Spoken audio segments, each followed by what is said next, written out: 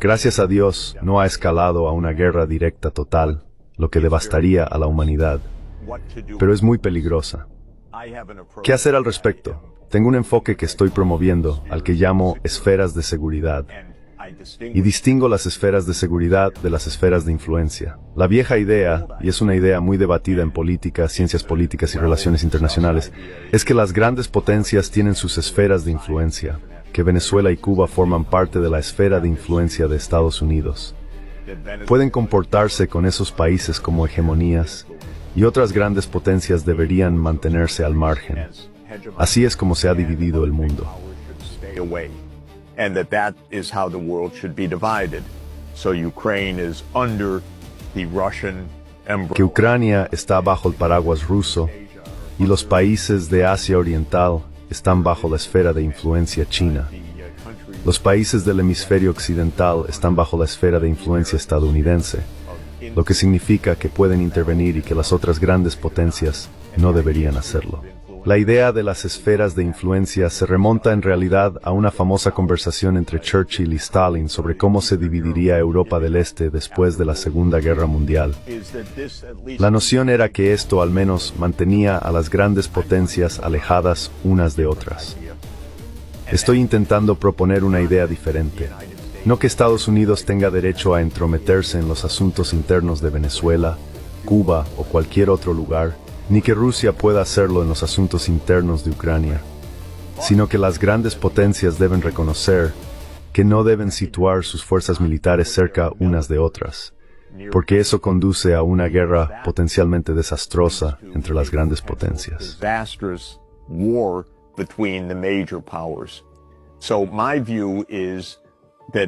Así que en mi opinión, Estados Unidos no debería intentar ampliar la OTAN a Ucrania o Georgia, porque eso es un casus belli, una causa de guerra, la causa de las guerras que estamos librando. No me gusta que Rusia arme a Venezuela, porque eso es una causa de guerra desde el punto de vista de Estados Unidos. Así que me gustaría que las grandes potencias, Estados Unidos, dijeran al gobierno ruso: miren, detendremos la ampliación de la OTAN. Fue una idea terrible.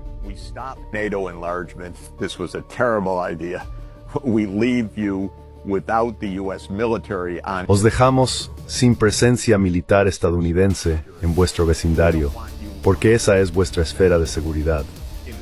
No queremos que arméis a Venezuela de la misma manera.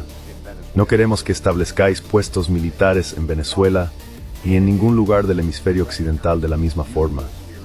Pero además de reconocer estas esferas de seguridad mutuas, también reconocemos la Carta de la ONU y lo que Franklin Roosevelt llamó la política del buen vecino. Porque Roosevelt, cuando asumió el cargo en 1933, repudió la corolario Roosevelt de su primo sexto, Theodore Roosevelt, quien había sido presidente a comienzos del siglo. Su primo sexto, Theodore Roosevelt, había dicho: intervendremos, somos los policías del hemisferio occidental. Su primo más joven, Franklin, dijo: no intervendremos.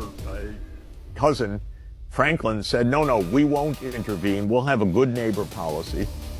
But tendremos una política de buena vecindad, pero tampoco queremos que el hemisferio occidental sea utilizado por otras fuerzas beligerantes. Así que, Glenn, para decirlo simplemente, no me siento en absoluto cómodo con que Rusia arme a Venezuela. Estoy profundamente preocupado, obviamente, completamente en contra de ello, y también en contra de cualquier operación de cambio de régimen por parte de Estados Unidos en Venezuela. Estoy completamente en contra de la ampliación de la OTAN a Ucrania, por la misma razón. Me gustaría que Estados Unidos, Rusia y China dijeran que no vamos a intervenir militarmente en los vecindarios de los demás. Esos son puntos de fricción y causas de guerra. También vamos a ser buenos vecinos con nuestros propios vecinos. Que Estados Unidos no amplíe la OTAN a Ucrania no es una licencia para que Rusia interfiera en los asuntos internos de Ucrania.